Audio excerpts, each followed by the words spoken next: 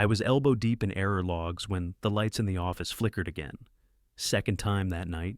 I didn't even bother flinching. Just another thing on the ever-growing list of problems no one else gave a damn about. I leaned back in my chair, eyes dry from hours of staring at bad code and broken integrations, and realized I hadn't moved in almost 4 hours. The clock said 11:47 p.m. Everyone else had been gone since 6. My name's Mike. I'm 38. I live in Louisville, Kentucky, and apparently I'm the last senior technician stupid enough to care if this company falls apart. The integration issue I was fixing, it's been draining revenue from our payment systems for months, 6 figures at least. Our vendor was clueless. Our support lead vanished halfway through, and guess who's been manually patching it every night just to keep things running? That's right, me. But Greg, my boss, he's too busy planning the company's stupid quarterly lunch. I overheard him on the phone earlier, chatting with HR about hiring a new intern. Not for our team, not for support, not even for engineering, for lunch planning. Meanwhile, I'm patching 10-year-old code that should have been rewritten 5 years ago. I used to be a technician. Now I'm a one-man duct tape department. Greg hasn't touched a system in years, but he sure knows how to take credit when something gets fixed. Like the time I repaired the vendor portal login loop issue overnight, he presented it at the Monday meeting like it was his idea. Didn't even mention my name, not once. Sometimes I sit there, dead tired, wondering if anyone even knows I'm keeping the ship from sinking. It's like I'm invisible. No bonus, no raise, no thank you. Just another Slack ping asking if I have a sec to check on something urgent. Tonight was the last straw. I heard Greg joking in the break room that he needs someone to handle the stress of DoorDash orders next quarter. Everyone laughed. I sat there, silently documenting another broken report script, thinking I should have left years ago, but I didn't. You know why? Because quitting would mean he wins. Walking away would prove he was right not to value me, and I'm not giving him that. Still, something's got to change. I checked my phone just out of habit and saw it, a LinkedIn message from James Langley, senior manager at Gen Access Logistics. He'd worked with us once, barely knew the guy, but he wrote, "Hey Mike, I've been following your work since that system fix last March. Can we talk?" I just stared at the screen. Someone saw me. Someone noticed. I sat there, staring at the message like it was in another language. James Langley. I remembered the guy. He was in that mess of a vendor call back in March when our system failed during a shipment cycle and orders went haywire. I'd stayed up till 3 patching the back end so their trucks didn't sit idle. No one from my side ever said thanks, but apparently someone noticed. His message was short. "Been following your fixes since March. Your work's sharp. Would love to talk if you're open to it." I didn't answer right away. My gut tightened. I'd seen this kind of thing before. Some manager gives you a few compliments, dangles an opportunity, then it turns into a contract job with no benefits or a temporary fix for their dumpster fire of a project. I wasn't about to jump from one broken mess into another, but I couldn't stop rereading that line. Been following your fixes. No one had ever said that to me, not once in 15 years. So I replied. Simple. Appreciate that. What exactly did you have in mind? He got back fast. Told me they'd been having issues, systems overlapping, vendors stepping on each other, data pipelines that never got cleaned up after their last migration. He said he could use someone with my skills on a short-term consulting basis. I didn't respond for a couple hours. I thought about all the other times I got burned trying to switch. I'd left a job once back in my 20s because of the same thing. False promises, big talk, and then a total bait and switch. That disaster put me back financially for 2 years. But this felt different. James wasn't overselling anything. He was calm, direct, professional. Said he didn't want to waste my time, just that he respected what I'd done and believed I could help fix their chaos. By the end of the day, he sent another message. "No pressure, but we'd like to meet. Maybe there's a fit. I'll clear it with execs if you're interested." I stared at my screen for a long minute, then cracked my knuckles and typed back, "Sure, let's meet."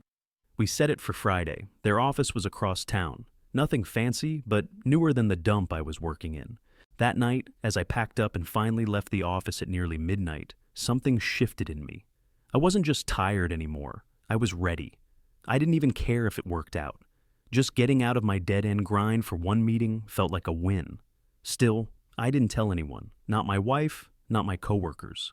I kept my head down and did my job like nothing had changed, but inside, I felt it. That little spark of revenge starting to warm up. Friday came fast. James met me in the lobby. Clean suit, confident handshake, no small talk. Appreciate you coming in, Mike. Let's get right to it. We walked past rows of workstations and into a glass-walled meeting room. Then he said it. We don't want a consultant. I blinked. We want you to lead the team. I froze. You want me to what? I asked. James didn't blink. We want someone who knows how to clean house. And based on what I've seen, that's you. The room went quiet for a beat. I tried to play it cool, but my chest was thumping hard. I hadn't heard the word lead and you in the same sentence in, a decade? I thought this was just a short-term gig, I said, leaning back in my chair. We floated the consultant angle because we weren't sure if you'd bite, he said. But internally, we've already discussed this. We need someone who can rip the whole thing down and rebuild it right. No more babysitting vendors. No more waiting on support tickets that don't get answered. I didn't say anything, just nodded slowly, soaking it in. James stood and pulled a folder from a side drawer, handed it over. This isn't an offer yet. It's a breakdown of what we'd need, the responsibilities, the pay range, and what kind of access we'd give you. I flipped through the pages. Even the ballpark numbers beat what I was making now by a mile. You're not just looking for someone to fix your mess, I said, looking up at him. You want someone to take control away from the people who caused it. He gave me a tight smile. Exactly. That hit different. I took 2 personal days after the meeting. First time in years I'd used PTO without being half online the whole time. I didn't tell Greg, just marked it as approved and left. The silence in my house that next morning felt strange. No pinging emails, no broken alerts, just me, coffee, and that folder sitting on the kitchen table. It wasn't just about money, it was about finally having leverage, being wanted because I was actually good, not because I was the last guy standing when everything else failed. Still, I didn't say yes. I wasn't stupid. I'd been burned by better offers before, and I knew corporate games ran deep, even in cleaner suits. I messaged James, I'm seriously considering it. I just need to ask, what happens if I say yes? His reply came 5 minutes later. Then we start preparing to cut ties with your current employer, and we'll need your help making that transition smooth. You'd be leading it. I stared at the screen. So, this wasn't just a job. This was a takeover. I closed the laptop, picked up the folder, and tucked it in the drawer under my old tax papers. I wasn't rushing this, not yet, but for the first time in years, I felt like I wasn't trapped anymore. I went back to work like nothing happened. Same desk, same dead-eyed coworkers, same Greg, walking around pretending his calendar was a war zone when all he really managed was catered lunches and half-baked stand-ups. But inside, something had flipped. Every minute I wasn't actively fixing another disaster, I was digging into Gen Access's infrastructure. James gave me limited access, sandbox-level stuff, test environments, dummy data, and I took full advantage. Within 2 days, I spotted a pattern. Half their vendor connections were using deprecated APIs. The rest? Band-Aid integrations, clearly slapped together during some panic phase. I'd seen this before. I'd fixed this before. But not for them. Not yet. I started drafting solutions at night. Clean architecture, simplified data flows, cost-cutting measures nobody at my company ever listened to when I pitched them. And the more I built out that plan, the clearer it got. This wasn't just about getting hired. This was about leverage. About walking into a room with both hands full and showing them what real competence looked like. And if my current company got scorched in the process, so be it. At the office, I kept my face neutral. I helped fix a ticket Greg escalated without reading. I joined the weekly sync and nodded like I gave a damn. I answered a dozen emails and closed another critical bug that wasn't even mine to handle, but I was already gone. One night, around 9:30, I got a message from Lauren, a client I'd managed for the last 3 years. She was blunt. We're done. I've tried getting this platform stable for too long. Upper management's considering a switch. I told her I understood. Then she asked, would you be open to helping us privately, outside the current vendor? That hit different. I sat back in my chair, hands hovering over the keyboard. It wasn't just Gen Access anymore. It was clients too. People were ready to jump ship, and they were looking to me to steer. I didn't commit, just told her I'd keep in touch. But my mind was already sprinting through possibilities. The next morning, I got an email from someone new. Subject line, "Need your help, audit prep." From Tanya Fletcher, Senior Audit and Compliance Director, Gen Access. She didn't waste time. "James gave me your name. We're launching a formal audit of your employer's vendor contract. I need someone who knows the system from the inside. James says you're the one. Let me know if you're available to lead this effort." I read it twice. I wasn't just planning my exit anymore. I was getting handed the matches. I didn't even hesitate after reading Tanya's email. I replied with one line, "I'm in." That was it. The bridge was already burning. I just hadn't told anyone yet. Over the next few days, I played it cool. I kept logging in, fixing things, attending meetings. But behind the scenes, I was cleaning house, my house. I copied every report, every compliance ticket, every audit trail that showed how long management ignored our problems. I wasn't stealing anything, just saving the truth. The offer from Gen Access came through on Wednesday. Full salary, bonus structure, title, lead systems architect. I sat there at my desk staring at the email, realizing I'd finally won something I didn't even know I was still fighting for. I drafted my resignation that same night. It was clean, 2 sentences, no emotion. I didn't hit send. Not yet. Timing mattered. For the next week, I worked like nothing was different. Answered every call, stayed late, smiled at Greg's empty pep talks. I was gathering everything they'd ignored for years. Bad vendor renewals, missed compliance updates, broken automation scripts. I even found proof that Greg had signed off on a security fix that was never implemented. It was all there, buried in the ticketing system. I wasn't going to expose it, not directly. I didn't need to. The audit would do that for me.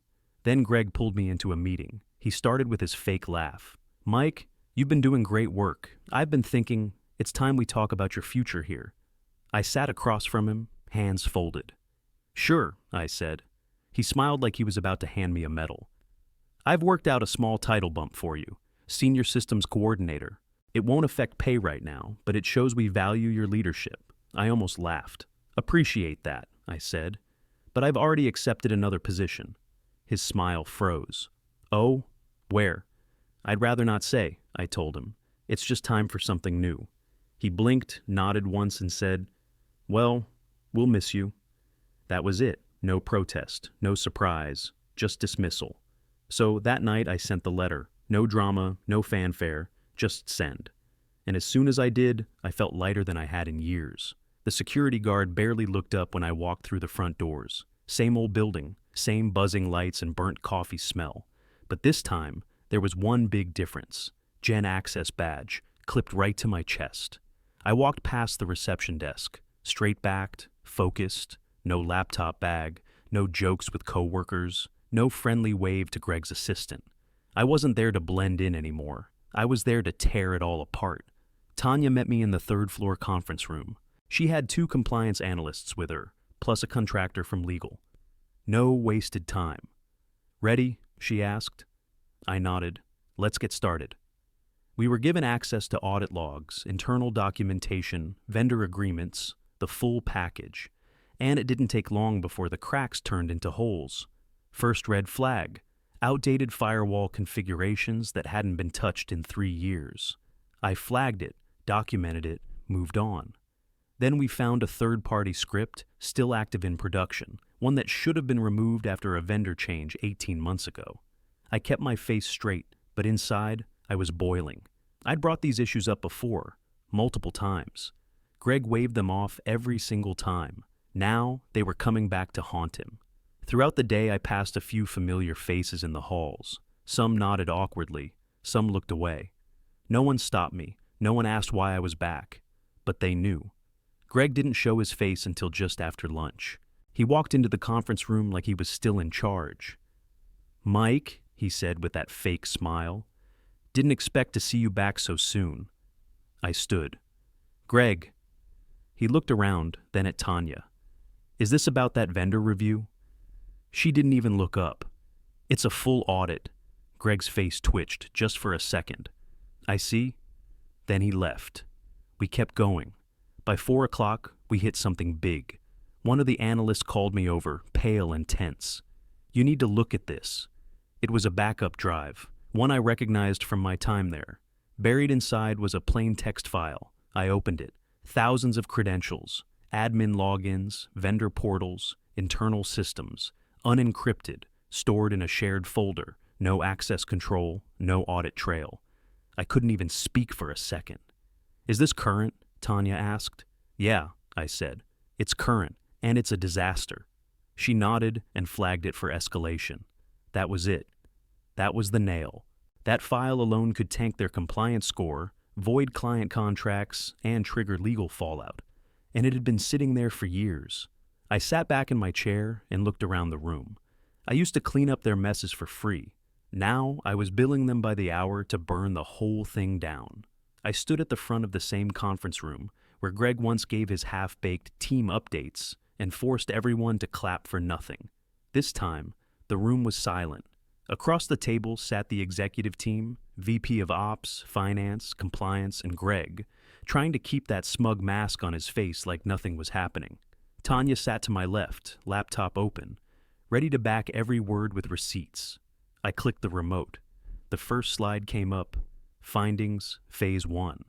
"Let's start with system access," I said, calm and steady.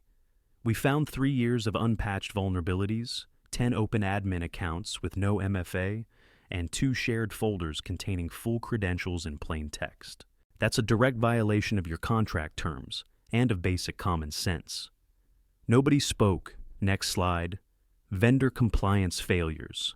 I listed them one by one. Dates, screenshots, ignored escalations, no audit logs. "This wasn't negligence," I said. "This was avoidance. You didn't just miss red flags, you buried them." The CFO leaned forward. "How bad is the risk exposure?" Tanya answered. "Catastrophic. You're already in breach, 1 client lawsuit, and you're open to financial damages. We recommend immediate contract termination." That's when Greg sat up straight. "Let's not overreact. This isn't all on us. Our vendors were unreliable, and Mike here didn't always escalate things properly." I looked him dead in the eye. I was the escalation. He opened his mouth to push back, but the legal rep from Gen Access cut in. "As of this morning, all payments are frozen. Contract is suspended pending legal review." Just like that, it was over. The exec sat there, stunned. Greg went pale. He looked around like someone might save him, but no one moved. After the meeting, I packed up my folder, gave Tanya a nod, and walked out without looking back. No grand speech, no mic drop, just facts laid out, one after another, until they couldn't run from them anymore. Back at Gen Access the next day, James called me into his office. "We're done with the audit," he said. "It's yours now. Compliance, systems, vendor oversight, full title, Director of Systems Integrity and Compliance." I shook his hand. No grin, no fist pump, just a quiet, deep breath I hadn't taken in years. Later that night, sitting in my home office, I saw Greg's name pop up in my inbox. Subject line, "Need to talk ASAP urgent." I didn't open it, didn't reply. I just stared at it for a second. Then deleted it. I wasn't the cleanup guy anymore. I was the one who flipped the switch.